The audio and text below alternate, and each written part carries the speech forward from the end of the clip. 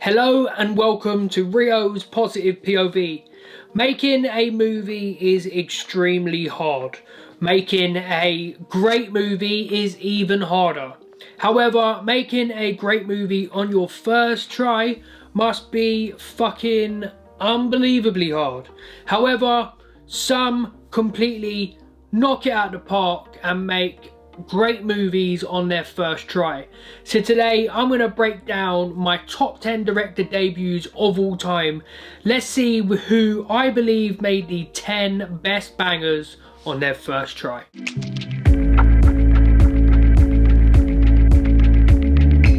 Starting at number 10, we have Alex Garland and his 2014 release Ex Machina.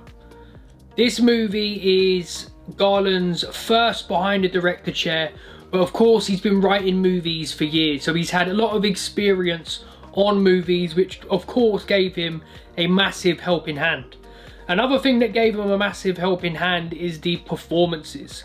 The performances from Vikander, Isaacs and Gleeson are outstanding. It is a solid director debut and is one which just blew my mind the first time I seen it. I thought it was directed to perfection. Number 9, we have a movie which released in 2017. It is Jordan Peele and his directorial debut, Get Out. This is a movie which I went into blind, did not know much about. I only knew that Kaluuya was in it, and that was pretty much enough to get me to go watch it.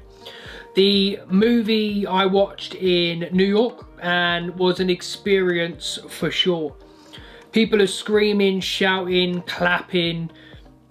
If you do that shit in London, you will be told to fuck right off. However, in the moment, it just felt right, and it was the type of movie that could get a good audience reaction if that's what you're into. But this is a movie which I go back and I watch multiple times, and I notice subtle things every time I see it. It just gets better and better on each watch, and it's an outstanding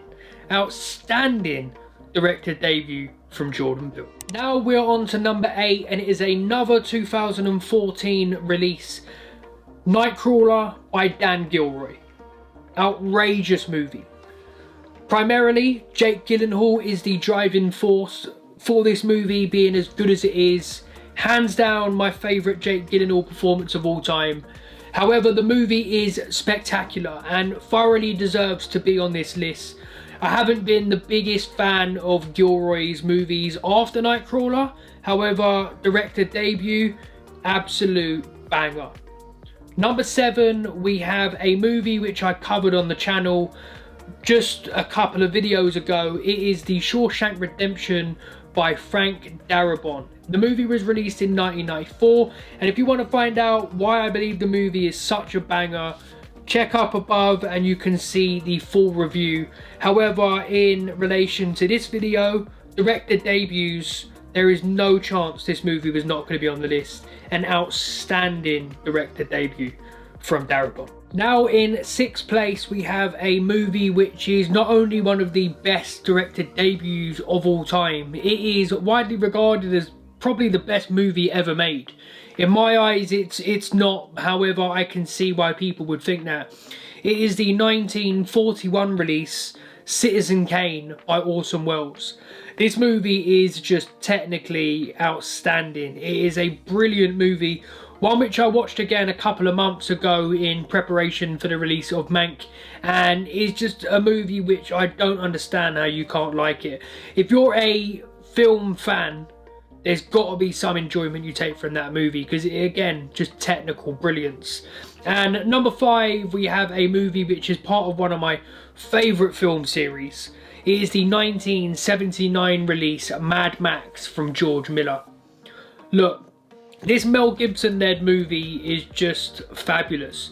The world building from the first movie in the series is just done to perfection. This is a movie and a film series I absolutely adore.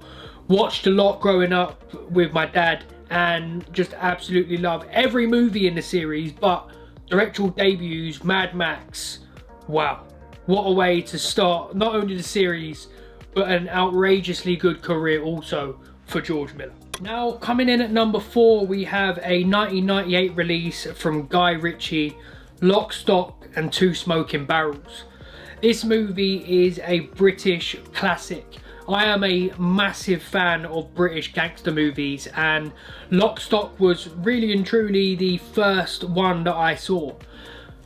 Of course, since then I have watched many British gangster movies, and it still holds up as one of my favourites. It is just an outrageously good directorial debut, and if it wasn't for this movie, we wouldn't have got one of my top 10 movies of all time in Snatch. So big up Lock, Stock for being one of the greatest director debuts of all time. Now, coming in at number 3, we have Boys in the Hood, a 1991 release from John Singleton. This movie I have seen countless amount of times. I absolutely loved this movie growing up. I would watch it on a biannually basis. I would literally watch it twice a year, and I still watch it all the time. I absolutely adore that movie. I just think it's one of the most underrated movies ever, and doesn't get anywhere near enough praise that it should. Outrageously good movie, and for a directorial debut, bloody hell, Singleton. Great work, son. Banger. Now we are on to the runner-up, my second favourite director debut of all time. This movie is the solo directorial debut of Kathryn Bigelow. It is the 1987 release, Near Dark. She had co-directed a movie before this, however, I don't care. This is going on my list. I love this movie that much.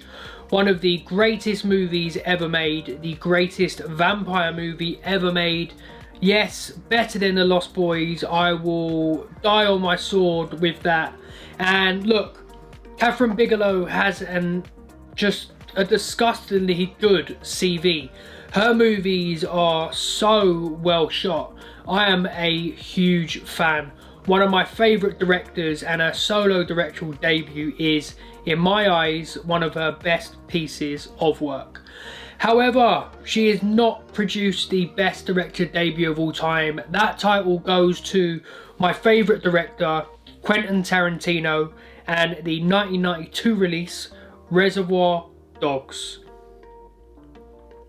Reservoir Dogs is just such a great movie. I am a self-confessed Tarantino stan. I adore all his movies. I love the way they're shot. I love the over-the-top violence. I just love everything about his movies. I am a huge fan. And Reservoir Dogs kicked off his career, and it's just such a good movie. The opening scene in the cafe where they're discussing Like a Virgin by Madonna and the tipping of waitresses is one of my favourite scenes of all time.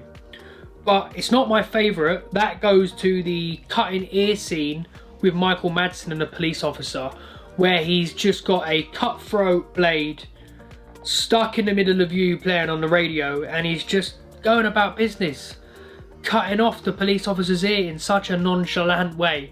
It's just outstanding movie making. I just fucking love that movie, and is the #1 director debut of all time. That's my list. If you like it, like the video. If you don't like it, dislike the video. You're not going to hurt my feelings that much. Again, this is my opinion. Let me know in the comments yours. I'm Rio. This has been my positive POV. Thank you for watching. Peace out.